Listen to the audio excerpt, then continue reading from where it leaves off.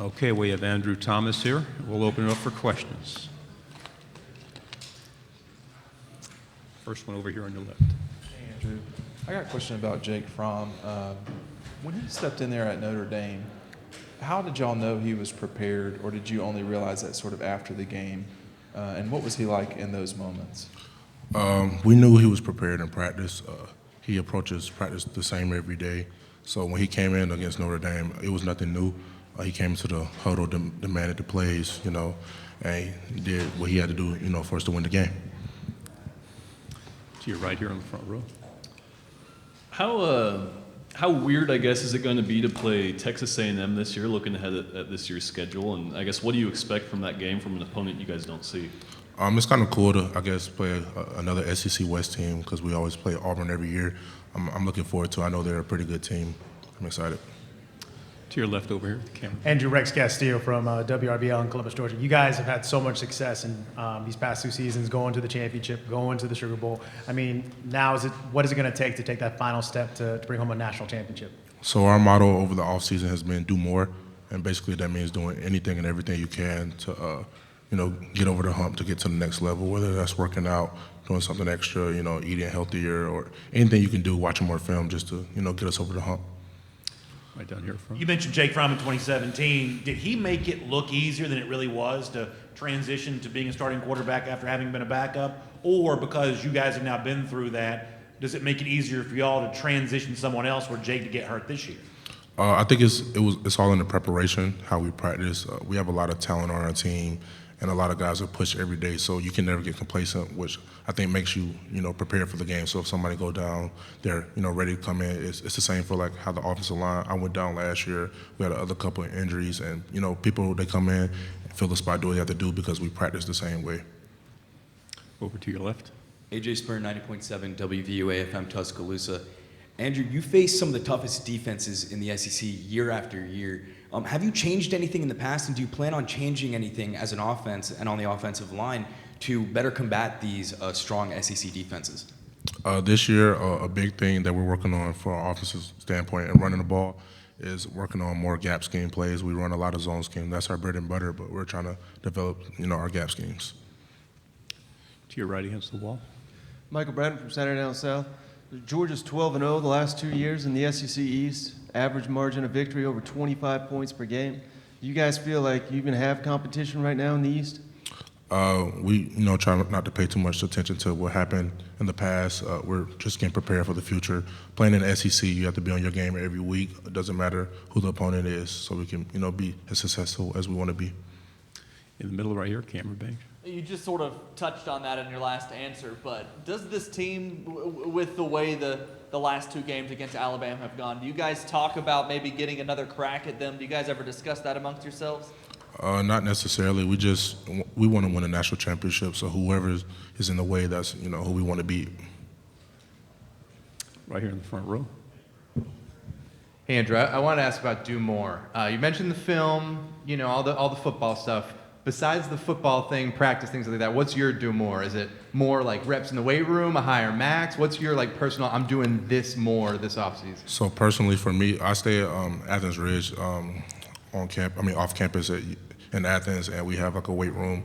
And the big thing for me, it would be at 11, 12 o'clock at night, and I'll go in there, get on the treadmill, and just run, just making sure I'm staying on top of my cardio. We already run a lot, but just doing more, just, so I can be in the best shape I can. Yeah, definitely.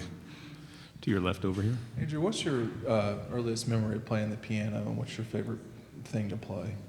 My earliest memory would be probably, I would say, in 9th grade in high school, we had a piano. Sometimes I would go in before band class and practice, and then my favorite song would be All of Me by John Legend.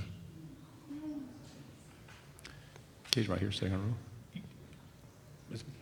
Jake Fromm and DeAndre Swift are 2 of the top Heisman favorites this year. How much personal pride would you take if you were able to kind of block their way to a Heisman Trophy? Would you take some pride in that? A lot of pride.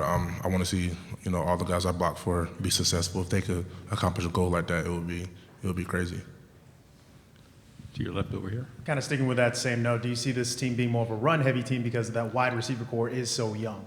I think we're going to be balanced. We're going to be not necessarily 50-50, but we're going to be a balanced team. And we lost a lot of receivers, but we have a lot of guys coming in that are very fast, very explosive, and we're going to see what they can do when we get to camp. Okay, to your left over here. All right, Clay Webb's from our community. I know he's only been on campus for a few months now, but what are some of your early impressions of him and the kind of player that you think he can be? Clay, I think wrestling makes him a very good offensive lineman. Like the way he uses his body to block people is ridiculous. Once he, learns how to use his hands and understanding how to make calls at center, because it is difficult playing offensive line as a freshman, but let alone being a center is very difficult. But once he, understands the plays and everything, I think he's going to be really good.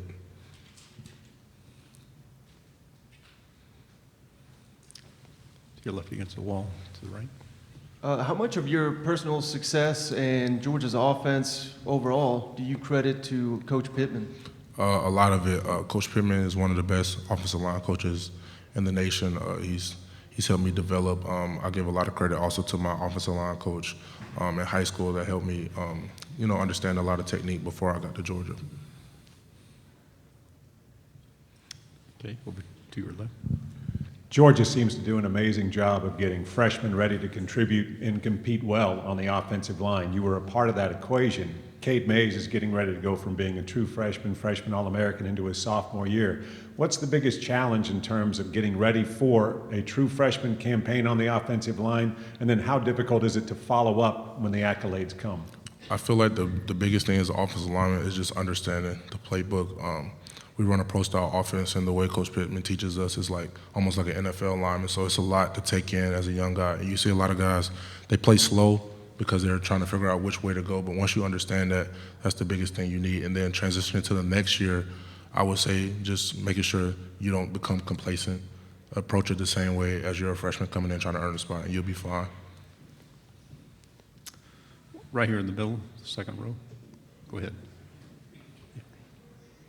Brian Harry being an experienced player, how much would you compare him to Elijah Holycook a year ago, who kind of stepped up, had a big year? Harry potentially in that spot this year. What have you seen from him this spot? Brian has been working very hard. As you guys saw in the Texas game, he had a really good game. He's a very talented back, so hopefully this year, he can step up and make some plays for us. Andrew, you talked about playing the piano. Along that offensive line, it's such a mix of characters. You've got guys like Ben Cleveland and the guy from New York. Do you have a best Ben Cleveland story? And what's it like with such a mix of big guys? I would say my best Ben Cleveland story is he has this knife that he carries around that he does everything with. Picks his teeth, toenails, cut stuff, go hunting with, it's the same knife. And then I guess what makes us such a good group is that we all have different backgrounds, but through Coach Pittman, we all come together and we're all like brothers. We have our differences, but we all have the same common goals, and we just, love playing next to each other. Any final questions? We have Andrew for a few more minutes. Okay. Talking about those guys in that room, do you feel a different sense of responsibility with a guy like Jamari, bringing him along, and what do you expect from him this year? Yeah, Jamari is my younger brother. We played together since middle school, so not just him, but a lot of younger guys. I feel like it's my responsibility to help them, transition to, playing more, understanding the offense. As some of the older guys leave, they'll, be prepared when we go.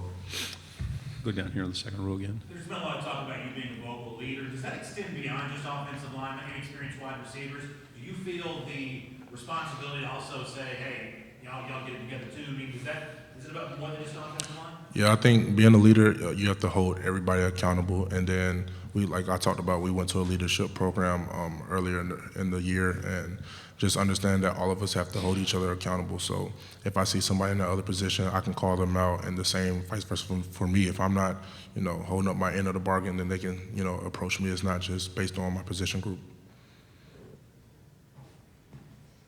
Do we have anything else? Thank you very much, Andrew, for your time. Good luck this year.